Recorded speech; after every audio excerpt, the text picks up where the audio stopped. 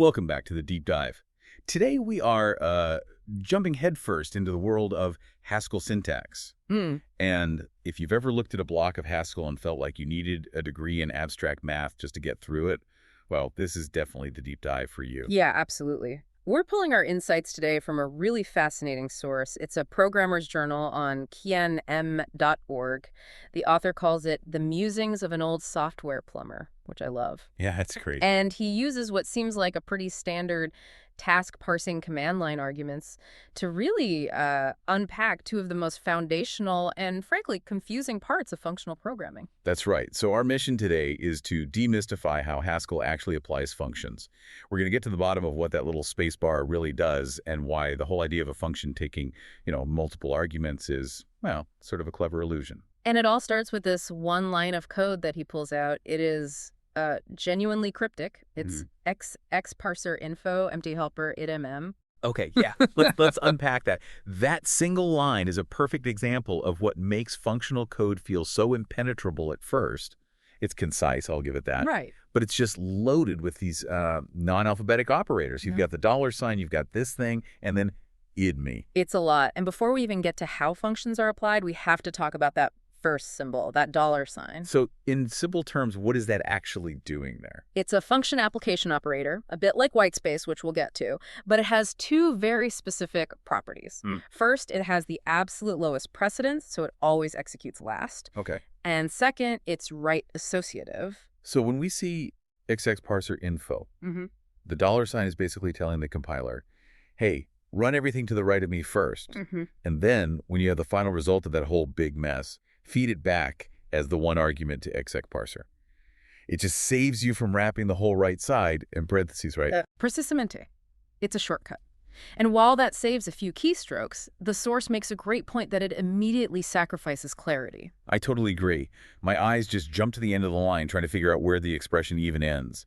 So the first step to making this readable is, as the source suggests, to just get rid of it. Right. Separate the configuration from the execution. We move from that single line to a do block. We take the result of all that configuration and we assign it to a named variable, ops. That already helps so much. It does. The code goes from that single line, execParser info, empty helper idem, to a much cleaner two-step process. Right.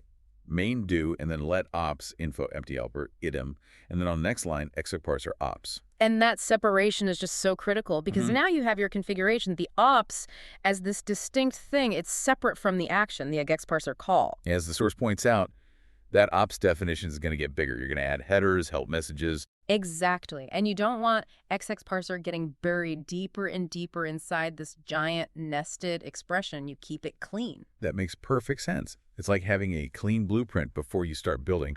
But, even in this new version, we still have those two things that feel a bit like inside baseball, the idem. For true readability, we need to give those some context too. Absolutely. And that's the next layer of refactoring. We break down the constituent parts. So instead of one big line for opts, we name the inputs to the function. So we break down even further. We define a parser, we define a modifier, and then we define the final opts. And now the code looks something like this. You've got a let block with parser empty helper, then modifier, idnam, and finally ops, info parser modifier. So much better.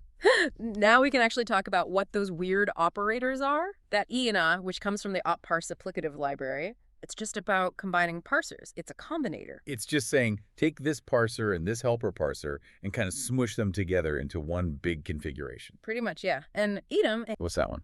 Idifome stands for identity modifier. It's really just a placeholder. Okay. It means I'm not adding any special headers or descriptions right now, but I'm leaving a spot open to do it later. It's the default. So the transformation here it's profound, really. We went from one inscrutable line to a logical block where every single piece has a human-readable name. And that's such a fundamental lesson in functional programming, right? You use naming to manage the complexity that these abstract operators can introduce. The second you see ops, info parser modifier, you stop worrying about angle brackets. You can finally focus on the logic. Yeah. Which brings us perfectly to the core of this whole deep dive. Now that we have this beautifully clear line ops, info parser modifier, we have to ask the big question.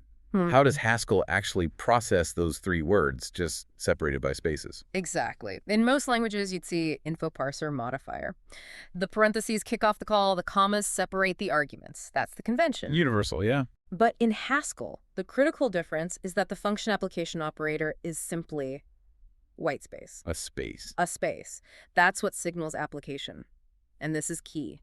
It means parentheses in Haskell are only for grouping. Just like in math, they don't start a function call, they just control the order of operations. So on that line, ops, info parser modifier, we're reading it strictly left to right. Yep. Info is the function. The first space says apply info to the argument parser. And then what happens? And the second space says apply the result of that first operation to the second argument modifier. That's the golden rule of Haskell syntax. Left to right evaluation triggered by a space. And it leads to the three common patterns the source highlights. Okay, let's walk through those because they really make it clear. Pattern 1 is the standard one we just saw, fxy. Simple chain, f gets x, the result of that gets y. Pattern 2 is using grouping.fgx. Here, the parentheses are doing what we expect from algebra. They force the inside, gx, to happen first. And the result of that becomes the single argument for f standard stuff. And then there's pattern 3, which is the big trap for newcomers, fgx. I might look at that and think, okay, f is taking two inputs, g and x. Why is that the wrong way to think about it? Because of that strict left-to-right whitespace-driven rule, Haskell sees fgx and it immediately groups it as fgx.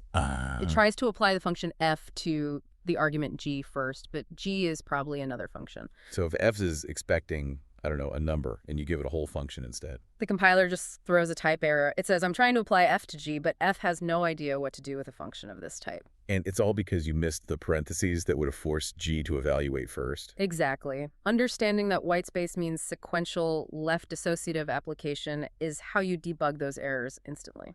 It's a simple rule, but it leads to a much deeper question.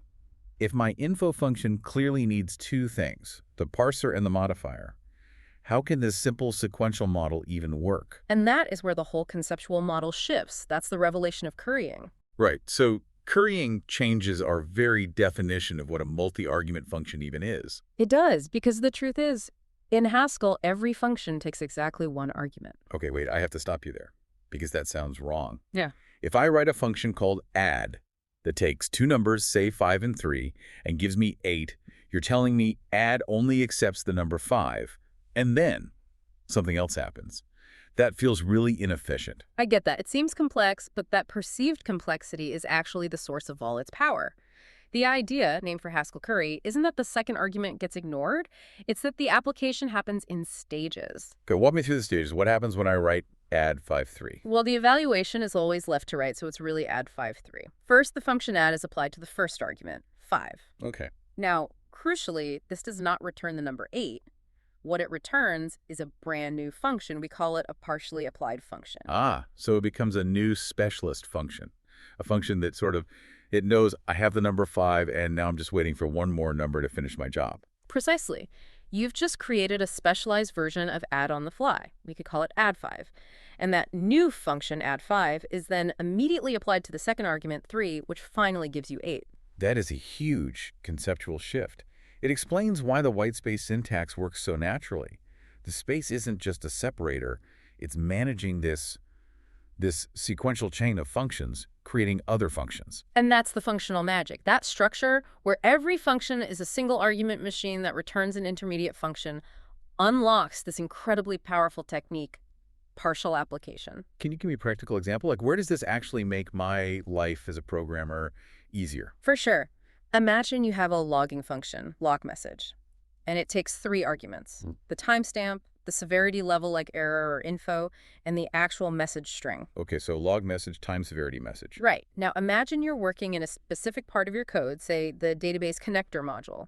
And in that module, every single log message should have the severity info. In a normal language, I'd have to type out log message, current time info, my message, every single time. Or I'd write a whole new wrapper function like log database info message. But with currying, you don't need to. You just partially apply the general log message function. You can define it once at the top of your file. Let dblogger log message current time info. And because of currying, dblogger is now a brand new function that only needs one last argument, the message string to run. Exactly. So I can just call debug or connection failed anywhere in that module. That's the power of it. You didn't rewrite anything. You just leveraged the natural structure of the language to bake in the first two arguments and make a generic function highly specific for your use case. It makes composing functions so much more efficient. So the efficiency concern I had earlier was kind of misplaced. The flexibility you get from creating these specialized single-purpose functions on the fly that totally outweighs any tiny overhead from the staging. It really does. Once you truly internalize currying, you stop seeing fxyz as just a list of three inputs. You start seeing it as fxyz. It's a clean, sequential process of specialization. It changes everything. We started with that confusing line of code, execParser info, empty helper, iteram, and we peeled back all these layers. First, the stylistic choice of using the $sign.